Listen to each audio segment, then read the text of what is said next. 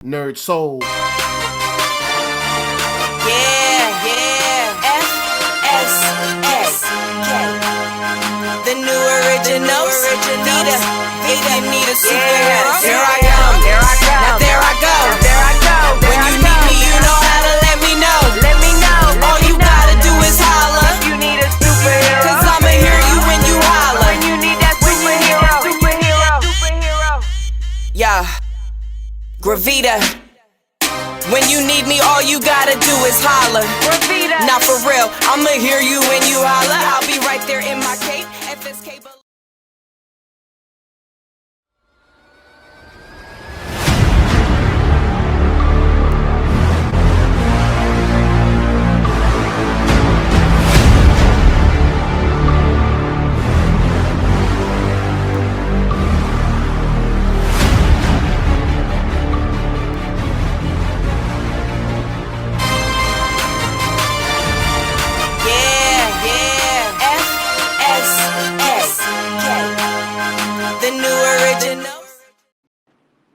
What's up, everybody? We're back for FSKon day number 3. Sunday fun day. I am Mike Watson, publisher of Freestyle Komics, and this is Veronica Smith, colorist, editor. And we are in the building for the first time on the third day of a FSKon show. Last year we did this thing completely virtual, but we said, F it, we going for it today. Full con weekend, having a great time. We're set up here at Comic Town. We're getting it started. I can't get started yet because, not fully. I'm gonna order a breakfast sandwich from across the street. I need some sausage and eggs in my system. Maybe hash brown. Yeah, a little bit of hash browns. We woke up this morning and Geronimo's tire had a flat, so we had to get some air into his tire so we can get home today. Hey, it's fun, man. You just got to roll with these punches. You got to duck and dodge. You got to keep maneuvering through and making things happen. But we will be here again. We got a full slate of some awesome panels to get through today. I can't wait to get through these. These are some of the juiciest ones that we have. Again, if you're in the Columbus, Ohio area roundabout, you got nothing to do today, come hang out with us. We got tons of comics. We got loads of products here for you guys to come check out. Plus, Comic Town is a dope comic shop. Shout out Comic Town, our home store, for hosting this event for us and our sponsor, one of our big sponsors. Oh yeah, brand new book just dropped from us.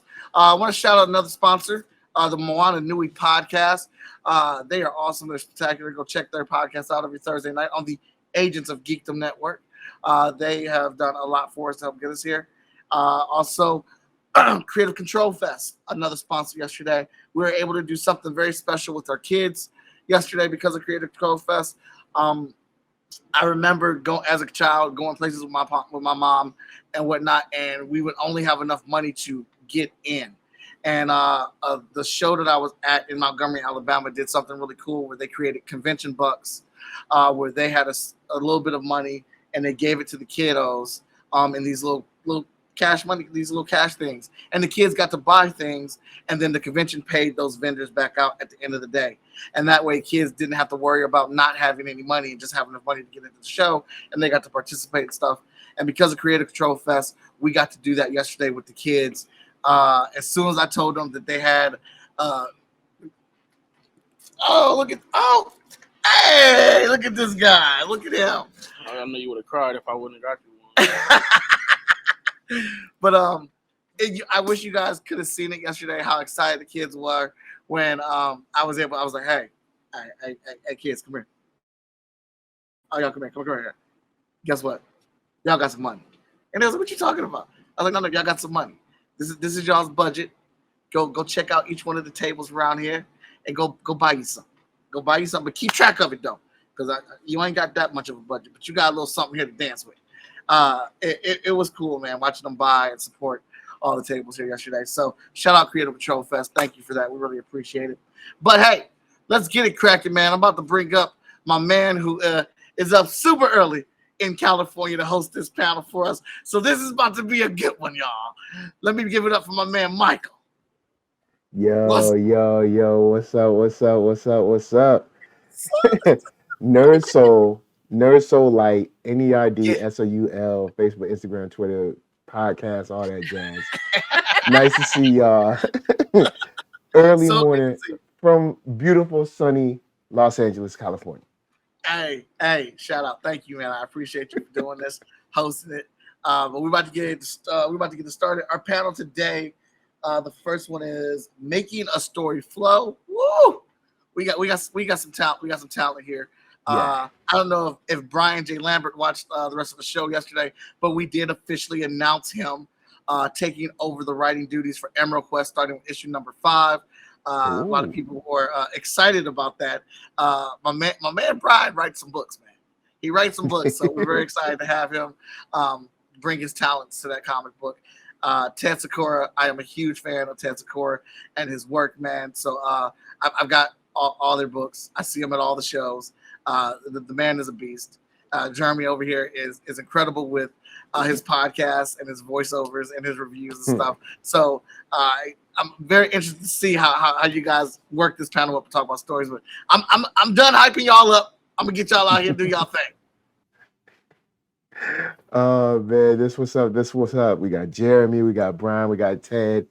What's up, guys? How's it going? What I'm saying? It's awesome to see y'all. We are here, of course, like you said, making the story flow. We want to say thank you. Shout out to Freestyle Komics, everybody that supported. Shout out to Columbus, Ohio, all y'all doing y'all thing. But it's all about stories. It's all about moving them characters forward. So we can get everyone introduced. I'm gonna start. As you can see on your screen, kind of like a round robin. So I'm gonna start with Jeremy, then after Jeremy, Brian, then after Brian, Ted. But introduce yourself and what you work on. Greetings, my name is Jeremy and Herald of the Suri Monster. I'm a reviewer, podcaster, illustrator, and aspiring author, and I focus on short stories, particularly the horror genre. Okay, and just so you know, you are breaking up like a little bit, like it's doing a robot-y thing a little bit, but we gonna be all right. Sorry, Brian, go ahead, sir. Oh, you're muted. Talking to myself over here. I had like a whole full-on conversation. But also it's early for me on the West Coast too. I'm also on Cali time, Mike. So I feel your pain and you feel mine. I'm Brian Lambert, Wingless Comics. My flagship title is Justice. We just finished up issue 3. We're going to be moving into issue 4. We also did a crossover series with Concept Moon and Constant Hustle Comics called Nightfall. I edit for everybody, man. I like to say like I'm your favorite writer's favorite writer, to steal a quote from quite a few people. But obviously I'm taking over for Emerald Quest, which I'm really, really excited for. I've worked with Concrete Comics, Greg Anderson, Elise, Robert Jeffrey, 133 Art, kind of anybody out there I like to try to learn from and do my thing. Nice. Ted? Is my audio working? Yep. Okay. I'm the president of Hero Tomorrow Comics, and I'm also a filmmaker. Actually started my career doing films, and I do a lot of documentary work where you're, kind of just shooting interviews and trying to make a story after the fact. So I felt that's kind of helped my comic book creation process as well. We do 4 books so far. We have Apama, the Undiscovered Animal, Tap Dance Killer, Punchline and the Vaudevillains, and Bloom. Oh, okay. I'll throw this out to anyone who wants to, go in and jump on this question first. When it comes to, just writing in general, when you were first getting started, when you first started, coming up with ideas just on the most base level, what was that story or that movie or that show that inspired you? I guess I'll jump in. I'm an 80s kid, so I feel like we had quite a few things that you could jump off of them really easily. My favorite, or what started me novel writing, not comic writing, was Willow, man. I loved Mad Mardigan. He was the greatest character I had ever seen as a kid. And so that got me into like medieval lore and ancient Japan, and so you start to tumble into different things through what we see through visual medium and things like that. So for me, again, it was like those kind of movies that Lucas film stuff that was happening at the time. There are, again, a lot of expansive movies. You had like The Running Man. You had a bunch of sci-fi ideas coming out at the time, sci-fi and fantasy ideas, but they weren't necessarily fully developed. In certain cases, they made great movies, but the properties themselves weren't necessarily developed. And I always just wanted to do more. Like, I think everything I did, like a lot of us, started as fanfic in my brain, and then it became something else as I grew and got more knowledge and created and kind of started to perfect the craft of writing and storytelling. Nice. Ted? Yeah, well, I was a decade earlier. I was '70s kid, so really for me it was comics, and especially Amazing Spider-Man. The '70s Marvel stuff really hit me. There was such weird stories going on. You had like the Man Thing, and then early '80s, the first Moon Knight series really was impactful on me. It just seemed so much edgier, and then getting into like TV, like Twin Peaks. I just love the surreal nature of that. Alejandro Jodorowsky, one of my favorite directors. Yeah, but I tried to also just derive influence from music as well. A lot of musical theater and Van Halen or whatever. I try to not I try to pull influence from a lot of different places, I should say. All right, cool. Last but not least, Jeremy. Um, can you hear me better now? Not So it's still kind of breaking up a little bit, Hmm, but we'll sure. yeah. I don't know if it try turning your mic off and turning it back on. Maybe that'll work. Uh, Okay. but yeah, the thing about like Willow, I like that. I like that hit a lot. The the movie Willow when I was little was pretty cool and good to get a Van Halen reference. It's good Yeah. to get a Van Halen reference in here. So yeah, definitely. I like to hear that, especially getting that inspiration, especially from the music side, because I did want to after we get Jeremy's input. Jeremy, you back? You ready to or well I did want to get Is it better? nah it's still but go. Let's go and see if it kind of like works itself out. Or oh, never mind. He'll probably be back. I did want to get all right. Cool. How you sounding?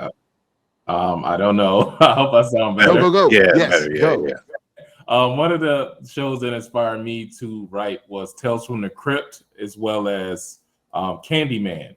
I grew up watching those when I wasn't supposed to, and I would, I would sneak and turn it to the horror channel and watch that, and that's what kind of inspired me to do more short form storytelling. hmm And I fell in love with it from that point on, and I knew it was something I wanted to do.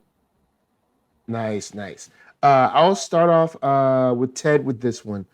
Since we're talking about making a story flow, for you, when it comes to the characters that you're crafting, putting together, whether it's just their own, their own story or interpersonal relationships, is it more about the journey or the destination? Oh, you're muted. Sorry. okay, great question. For me, and I use this analogy all the time. I think I used it yesterday, but you asked it exactly as I would answer it. I feel like I'm on a journey across country, and I'm going to stop, but we're not taking any highways. We're stopping at any cool little village along the way, and that's kind of how, within the pages of our Apama book, we introduced this woman, Nikki St. Clair, who becomes a tap dance killer. Images of her were being liked and shared by the thousands, which really wasn't happening for our main character. So hmm launched her into her own book. It didn't stop Apama's book, but it did shift our focus for 5 issues. And then within that one, there was an opportunity to introduce another character. This punchline heavyweight boxer becomes a super-powered murderous clown. Now he's in his own series. And yeah, I think the journey is everything in comics, and I know where we're headed, but I'm not really in a big hurry to get there. I wanna explore everything along the way. Cool. Jeremy? I agree. The journey is most important, and I think reminding readers what the purpose of the journey is throughout is also important. That way, people are like, "Why am I reading this?" Just constantly reinforcing the purpose behind the journey. Okay. So, Brian? I think I'm with the journey as well. I actually hope that my characters never reach their destination, right? Because that's the end. So I feel like all of us are like that. And I think that to kind of go off a little bit script here, I think that was one of the problems maybe with the Star Wars sequel trilogy, is that you had characters reach their destination, characters that people weren't necessarily ready to let go, right? Because even when you have codas at the end of a book and it says, oh yeah, 20 years later such and such got married and they did whatever they did, there's still room for them to do. So when we're watching these characters, and even when we're watching our own lives, we like to see what's happening. The destination is never, we know Wolverine reached his destination when we learned his origin. And I don't know about you guys, but that was probably one of the most disappointing moments in comics. It was great when he didn't know who he was and he was still trying to figure it all out. And then we got his origin and it was like, well, that's it. So in terms of storytelling, I guess even going back historically, you never really, you reach a goal, but you never really reach the destination of a character. And once you do, that character is dead, both literally and figuratively. Okay. I see where you guys are going, because I will say I'm one of those people that like hard endings, but I see where you're going. I see, because we do have, especially when it comes to Justice League, Justice Society, X-Men, Avengers, we have this like long soap opera where it's like I mean, it's like Dallas or Young and the Restless, where it's like hasn't this guy been married like 8 times? But, you have these long sweeping dramas where Spider-Man he's been young, he's been older, he's been young again, he's been cloned, the clones disappeared, I think the clone's back now. Aka's been the Spider, there's been Iron Spider, he's been unmasked, people forgot he'd been masked again. There's all of those things. And they all kind of help add to the mythos of what readers or new readers kind of go through. In the way you build these stories, what is important for you to put in their way as they kind of grow and move on? Is it more kind of like love? Is it a hate thing? Is it just a genuine struggle or general struggle? Like, what are things that come in your mind like, oh, I want to make sure my characters face this or face that? And I guess I'll throw that out to anyone who wants to jump on it first. I would say it's pressure. Like, it's so easy to see someone triumph through adversity, but it's like they said earlier, it's the journey. So just keep stacking the pressure, keep putting them through things, not to the point where you feel like I'm watching something and I'm getting depressed, but it should feel like a video game. And I feel like that's why shows like The Mandalorian were successful, because he lost the armor, got the armor back, got a new weapon, like lost Grogu. Of course, I'm spoiling the whole show for anybody who hasn't seen it. I mean, it's available at home, and like all this. I have a rule about, like, it's available at home. If they haven't seen it by now, 2 years later, man, I feel like it's not spoilers at this point. Yeah, Just you're not go interested off, in seeing it. It's okay. Yeah, but he got beat up pretty bad, and to quote an older '80s film, RoboCop. I mean, talk about disassembled. You know what I'm saying? Like, the man went through it. He lost his hand, lost his life, he lost his whole body, but we saw him bounce back and become a cyber cop or android for that part. And just seeing people overcome that adversity, I feel like it gives people hope in real life. Okay. Anyone else?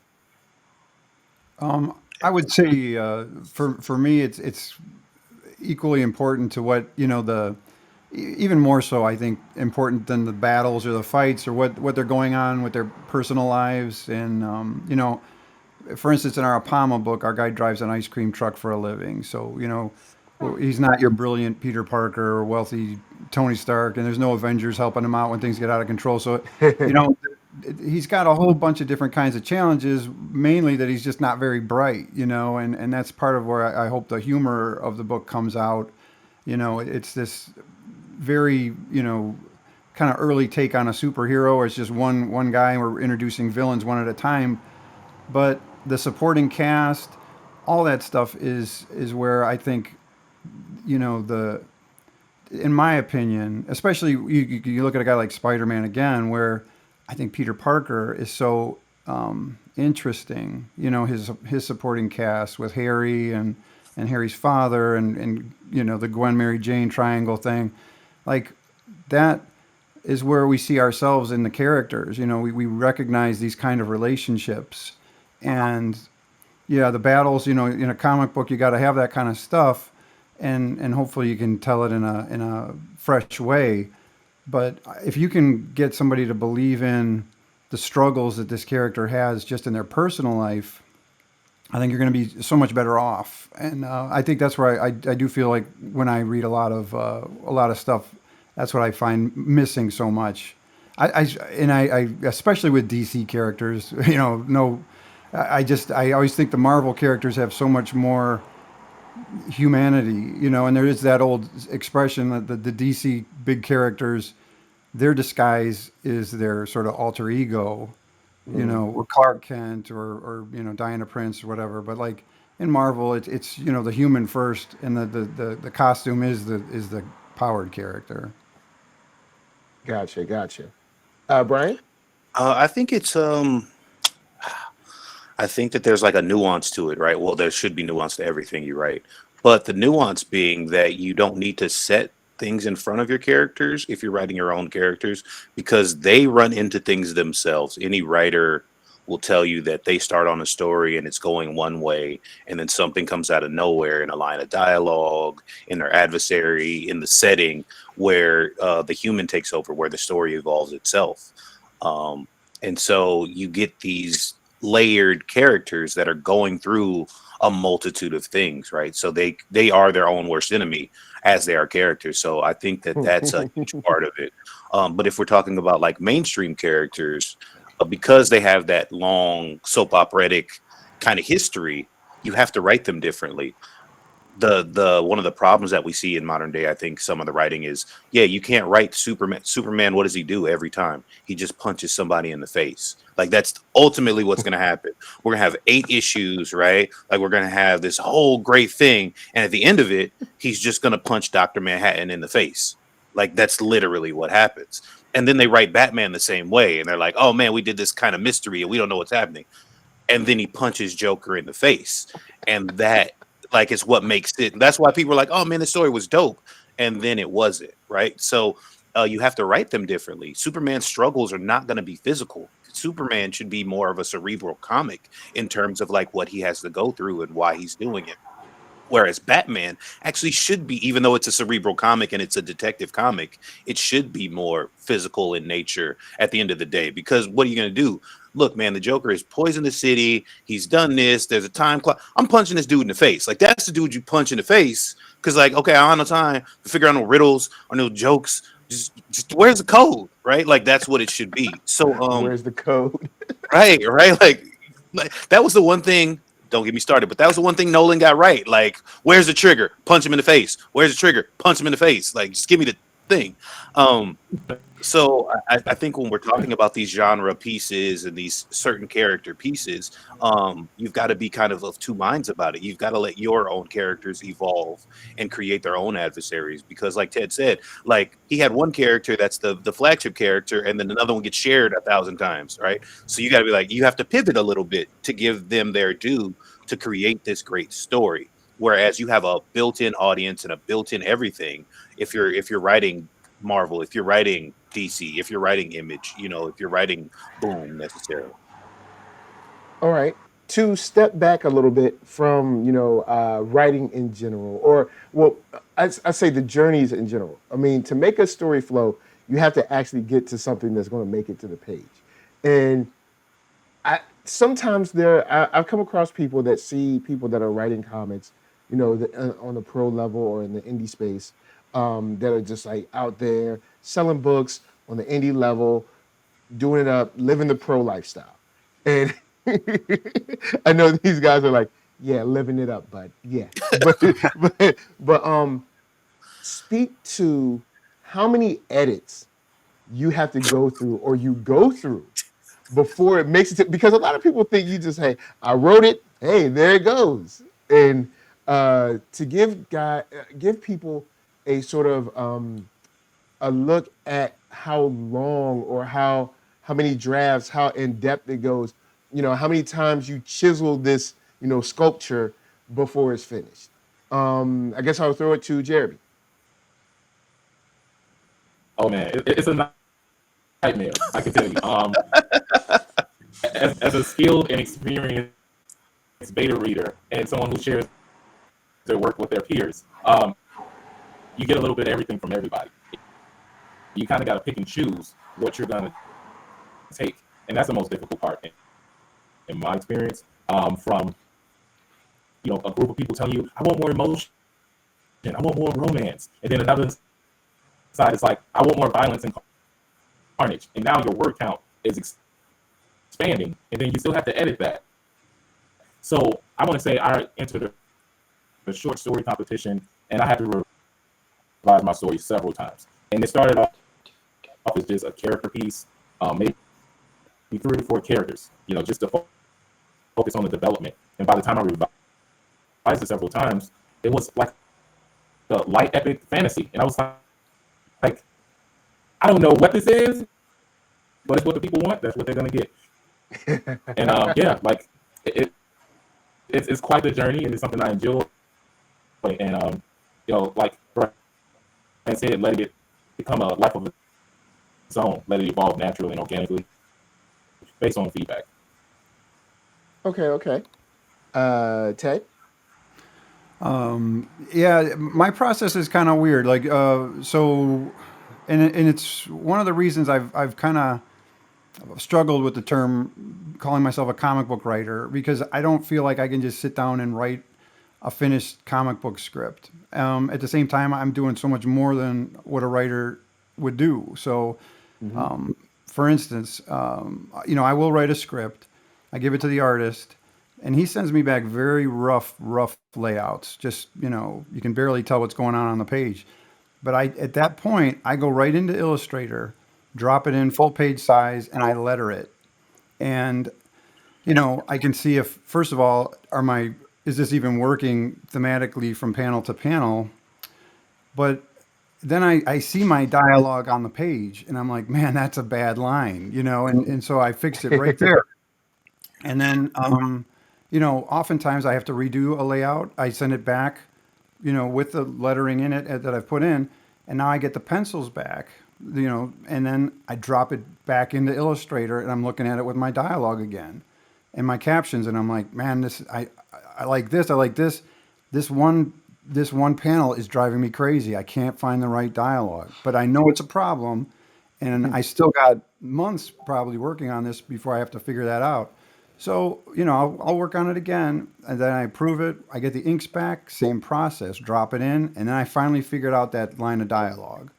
And Nice. then I do the coloring myself, where I also have a chance to, alter how this story feels on the page. And then it drops back into Illustrator, and then it's just, so for me, and what you said, chiseling it down, it's like this big block that it gets more and more defined. And by doing my own lettering and my own coloring, I have this opportunity to really make, the story flow, which is what I think is one of well, to this method, I think that's a real benefit, when you can, and I think any writer would benefit from playing with Illustrator. You don't have to be able to do finished balloons or captions, but to give that to your letterer and say, this is what it should be, you will be amazed at the opportunities that you have. And also, being able to tell the artist, hey, I need a little more dialogue here. You're going to have to drop this down so there's more room. Because a lot of artists, they just they draw what looks good in one panel, but they're not thinking about the captions as much as they should. And it actually makes their job easier because sometimes there's less to draw, and then they can spend more time on the detail of what will be seen. So, yeah, So it that's kind of gives them a roadmap, sort of, as okay, mhm. nice, nice. Uh, But go ahead. Sorry. yeah, no, my fault.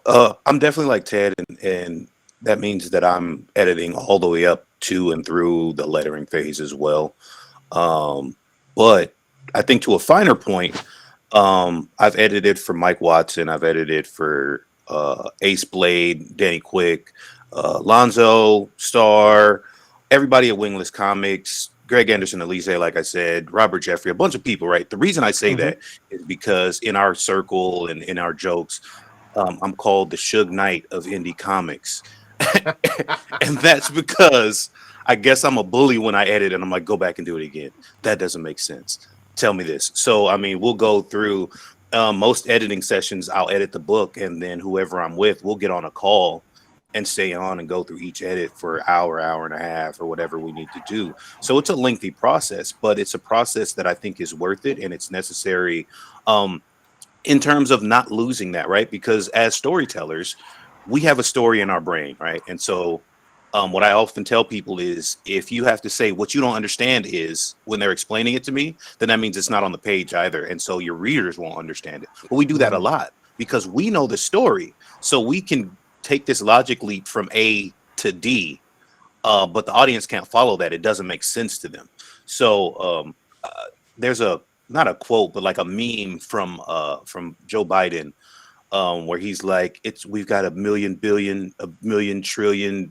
That's how many edits I do. That's how many edits we do. A million trillion billion, and then you finally get something on the page, and it looks like, oh yeah, man, we cranked this out in 2 weeks. Nah, man, it's always brewing and it's always going, and it's a never-ending cycle because I feel like all of us, we've all published something. So there have been times that we get it and the published work is out there, and we're like, shit, I missed. But you hope that it just kind of works. Because again, it is a process. It's not just easy, bang, bang, bang, and it's done. If I Nice, could add nice. something to that, Go ahead. I think it's also important to get it in somebody else's eyes who doesn't know your character so well. When you feel like it's close to done, really have some people that you can have read it before it goes to press, and they'll.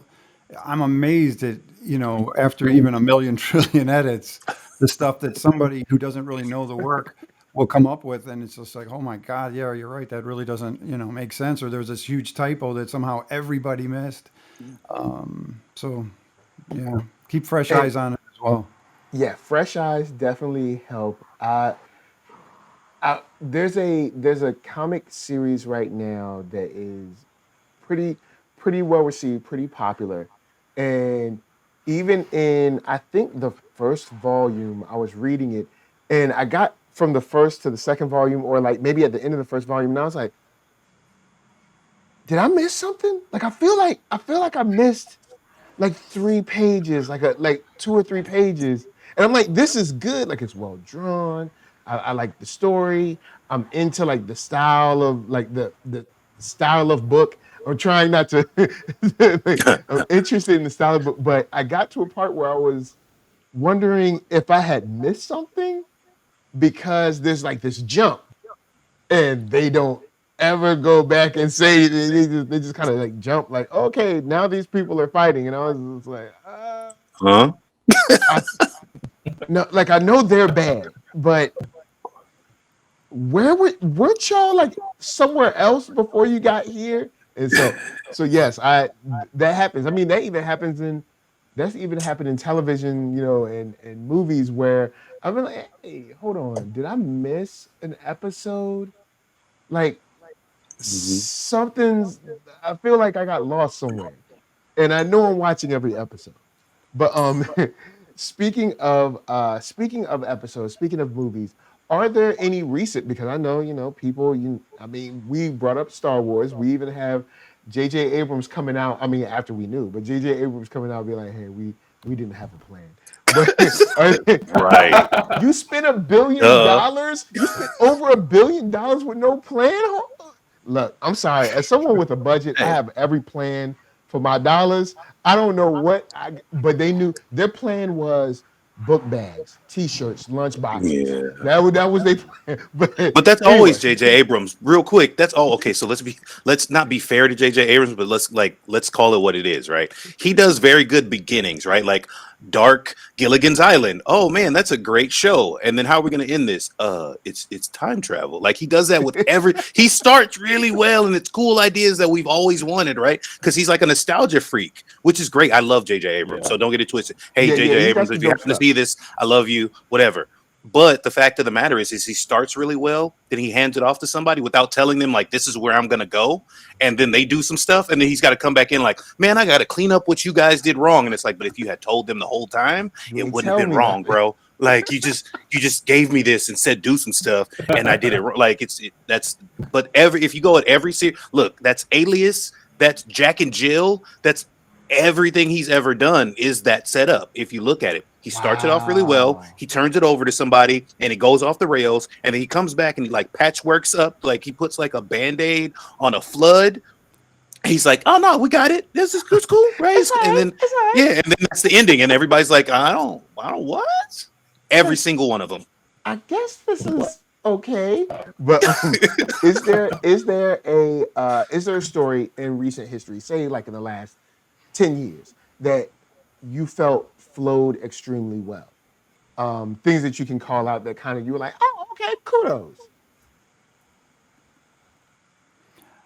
I'll say this, and I'm kind of drawing a blank, unfortunately, because I do, but what I did start watching, because we're in the process of trying to develop our whole world in like this TV pitch, and I subscribed to Masterclass, Me and too. Yes.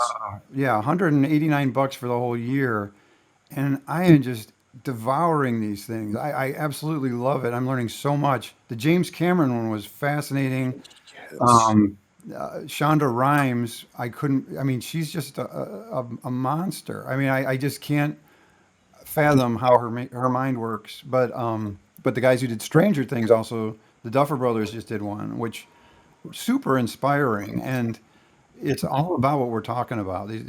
How you make a story flow and all this stuff, and so as you guys go through the circle, I may come up with a better example of like an actual movie or something that I thought was a really solid story. But I tend to just go back to I'm rewatching a lot of stuff I used to like back, David Lynch stuff again or something like that.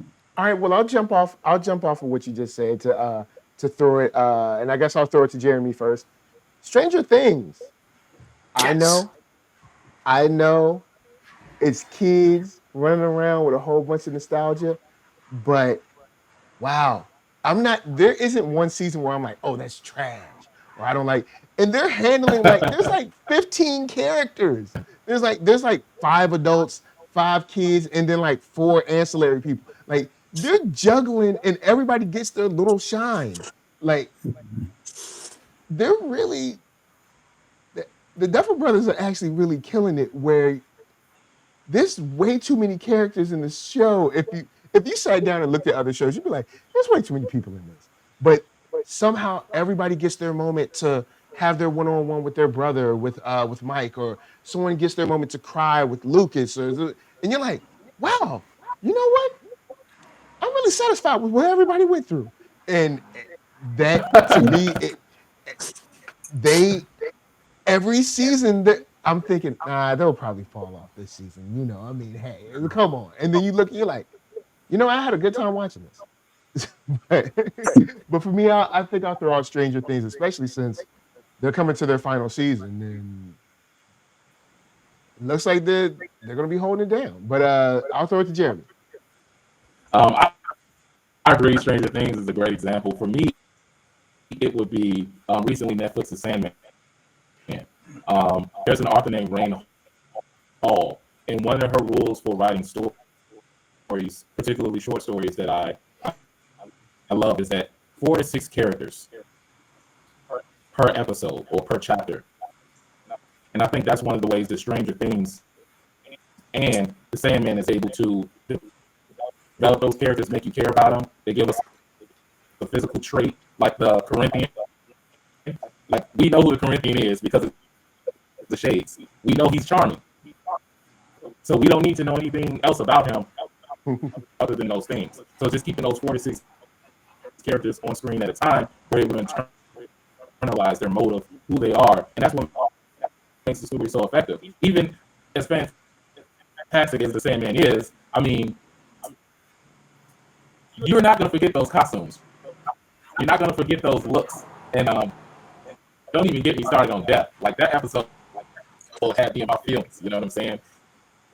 And just the way they presented her and the bargain her and her brother made about the guy wanting to live forever. That episode just solidified that character forever. We don't need to revisit his motive. We don't need to, well, why is he doing this? And why does he look this way? We already know. We have a whole hour with those 46 characters, and we got them forever. And I can't wait for season 2. Cool. Brian? I'm gonna say obviously on the Stranger Things train. So I jumped on the Stranger Things train kind of late. I had a lot of people telling me it was great, but I feel like they built those first like 3 to 4 episodes, which made them a little bit slower. But then the payoff that we've gotten in the next 4 seasons was worth it. Also, I think the Duffer Brothers have done it intelligently in terms of there's a big bad, there's something that they've got to defeat, but everything in all the show is about the relationships. It's not really about necessarily going and chasing down evil. It's about saving people as opposed to like just outright battling evil until the last season or whatever, because it's rushing towards the end. But for me, there are a couple notable works, man. Train to Busan was amazing. I don't know if you guys have seen that, but Yes, the story sir. forming on that in terms of giving you a zombie story of a different kind and in a different form, I think was amazing. Top Gun Maverick, bro, best movie of the year to me so far. Oh my God, now I can't spoil it because I wanted to spoil it. Oh, go see it. So Top Gun Maverick. Now, I haven't seen Woman King, which I heard was really, really great as well. But if we're just talking about like a movie, I'm not talking about a film, I mean a movie. Top Gun Maverick is probably the best sequel or top 5 sequels ever made. It's also like quote unquote the best reboot in history, right? Like if you want to call that. Thank you. See, I had to chime in, right? Completely true. What else? What was the one? The Game. Oh God, what was it? It's from Korea as well. What you call it? Squid Game. Squid Game is an excellent series. So there are a lot of really really deep story. But again, I feel like all of them have a thing happening. But what's really important is the relationships that are formed. I'll use Michael Bay real quickly because everybody kind of gives Michael Bay junk, right? And I'm still a Michael Bay fan. I haven't watched Ambulance or whatever it is yet, but I still like the guy.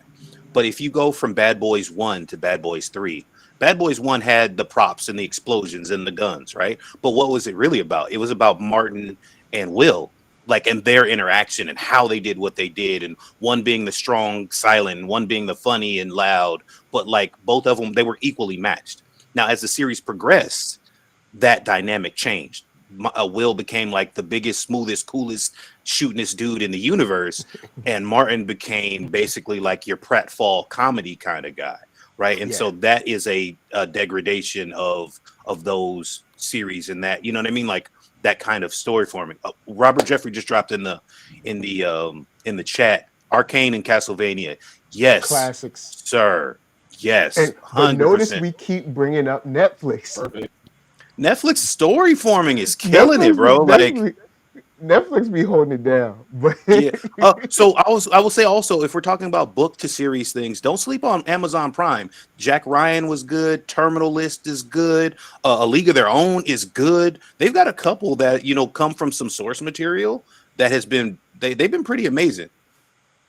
True that. So I know we're coming up on time. I want to thank all of you guys for coming through. Of course, thank you to Freestyle Comics. I'm going to throw it again. I'm going to go out to Ted first. Of course, what are you working on now? Where can people find you?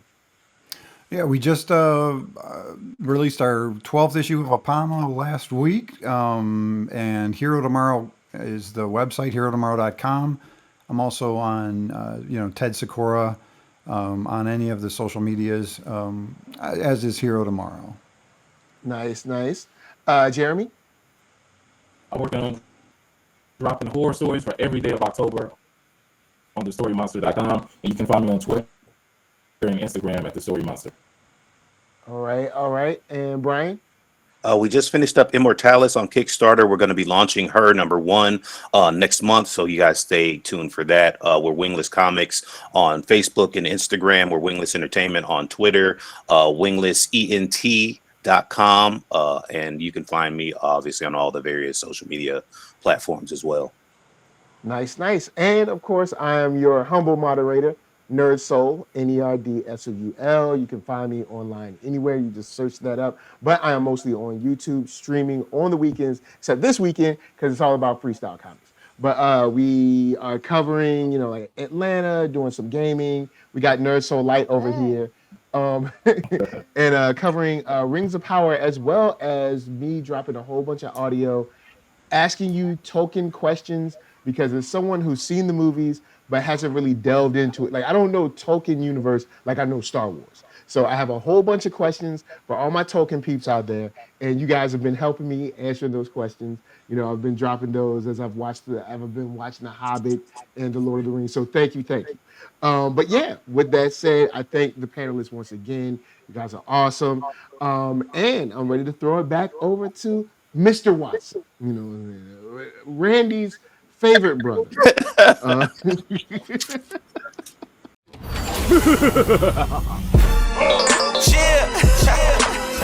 I think it's time for me to say